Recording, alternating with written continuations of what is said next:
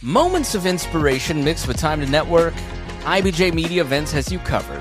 From industry deep dives to awards celebrating Indiana's top leaders, see what's coming up and reserve your seat at ibj.com/RSVP. This is Inside Indiana Business Radio on demand for Wednesday, September 10th, 2025. I'm Gary Dick. U.S. Steel will start processing steel slabs at its Granite City Works plant in Illinois, 3 months after Nippon Steel sealed a deal to buy the iconic American steelmaker. U.S. Steel will end production at the plant in November, but won't lay off any of the roughly 800 workers there or reduce their pay. In a statement, the Pittsburgh steelmaker said it will optimize operations by focusing on processing raw steel at its Mon Valley Works facilities in Pennsylvania and Gary Works in Indiana. Another piece of Fort Wayne's goal to revitalize its riverfront area recently fell into place, with a new restaurant and club coming to a historic shop in the city's downtown. City officials this week announced the former Schaub Metal Products building will soon be home to a new sports bar and dance club, both owned by local entrepreneur Todd Smith. Indiana University is teaming with the Indiana Sports Corporation and Pacer Sports and Entertainment for what it calls a first-of-its-kind research program dedicated to the health, performance, and lifelong well-being of female athletes. IU informatics professor Katie Seek says the Female Sports Performance and Research Institute will provide women-centered data for decision-makers. I think now's the time because with IU Lab, it provides that really easy interface between academia and industry. And then we also have a lot of movement in women's professional athletics and semi-professional athletic teams. From the state's #1 source for Indiana business news, you're listening to Inside Indiana Business Radio. East Central Indiana is on the move, and the next big conversation is happening in Muncie.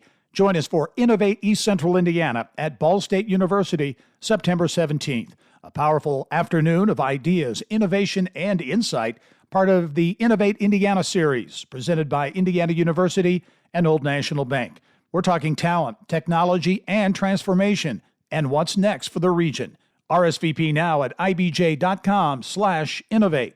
The former executive director of a DuBois County children's nonprofit faces almost 2 years in prison after she pleaded guilty to stealing more than $160,000 from the organization. U.S. District Court Judge Richard Young sentenced Ellen Korn of Petersburg to 1 year and 9 months in federal prison. According to court documents, Korn served as the executive director for Mentors for Youth, a local nonprofit that facilitates a youth mentoring program and provides college scholarships for the area's high school students from March 2017 to August 2022. During her time with the organization, formerly known as Big Brothers Big Sisters, Korn held several financial responsibilities, including handling accounting software and having access to the organization's credit card. With that access, Korn stole a total of $161,000 from the organization to pay for personal expenses at places such as Amazon, Target, and Walmart, and to pay for her children's college tuition. To conceal her fraud, Korn deliberately omitted her transactions from the organization's accounting records, which she would regularly present to its board of directors and tax preparer.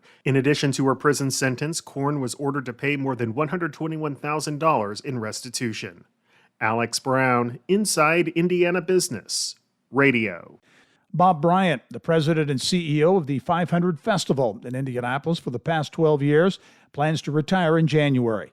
A veteran sports marketing executive, Bryant oversaw significant growth of the nonprofit after being hired in 2013 as the fourth president and CEO in the festival's history.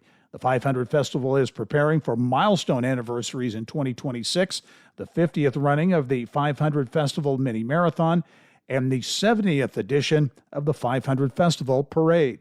This is Gary Dick for Inside Indiana Business Radio on demand. From broadcast to podcast, Inside Indiana Business with Gary Dick is now available anytime on YouTube or in your podcast feed.